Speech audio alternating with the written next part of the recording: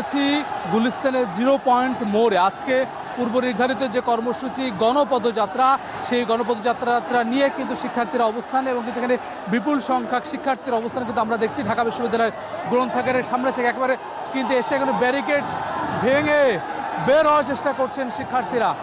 পুলিশের ব্যারিকেড ভেঙে বের হওয়ার চেষ্টা করছেন।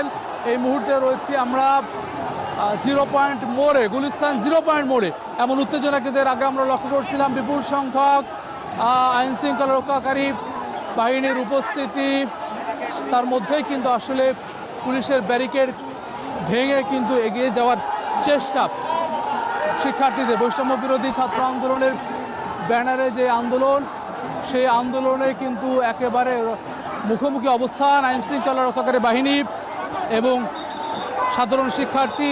বৈষম্য বিরোধী ছাত্র আন্দোলনের ব্যানারে কোটা সংস্কারের দাবিতে যে শিক্ষার্থীরা, সেই শিক্ষার্থীরা পুলিশের ব্যারিকেড ভেঙে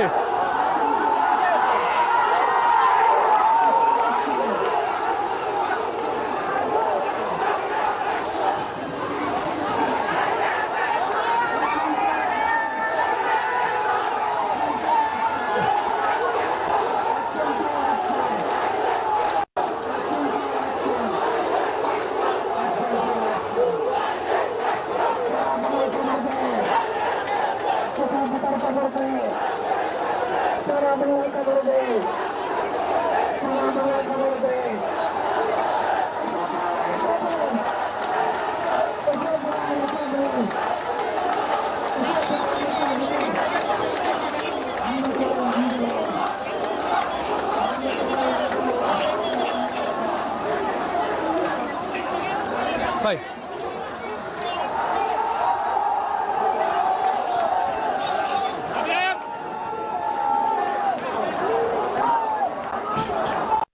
বঙ্গভবন অভিমুখে রাষ্ট্রপতিকে স্মারকলিপি দেওয়ার জন্য আজকের যে গণপদযাত্রা, সেটি কিন্তু আমরা দেখেছি পুলিশের ব্যারিকেড ভেঙে 0 পয়েন্ট মোড়ে পুলিশের বিপুল সংখ্যক পুলিশের উপস্থিতিতে পুলিশের ব্যারিকেড ভেঙে আন্দোলনরত শিক্ষার্থীরা এগিয়ে যাচ্ছেন।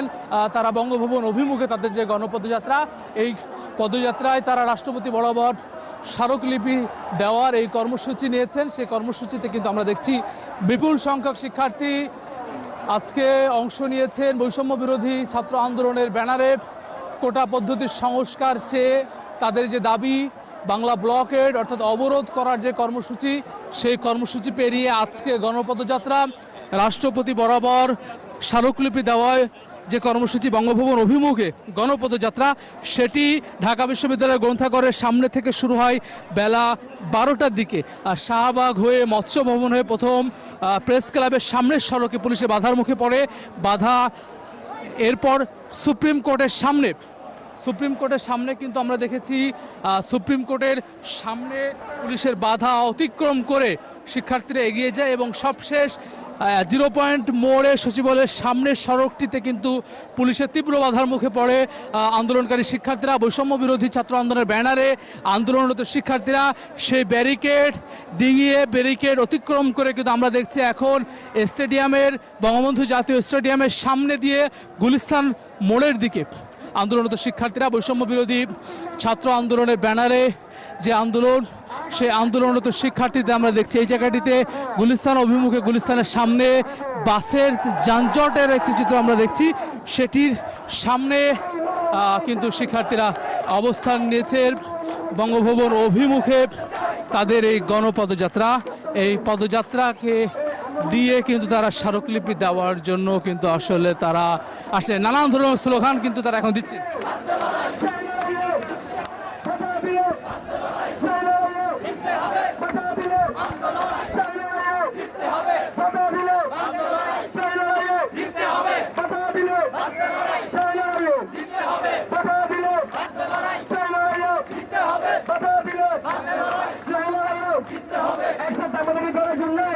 আমাদেরকে হাত তালি দিতে পারি না, কথা দিলে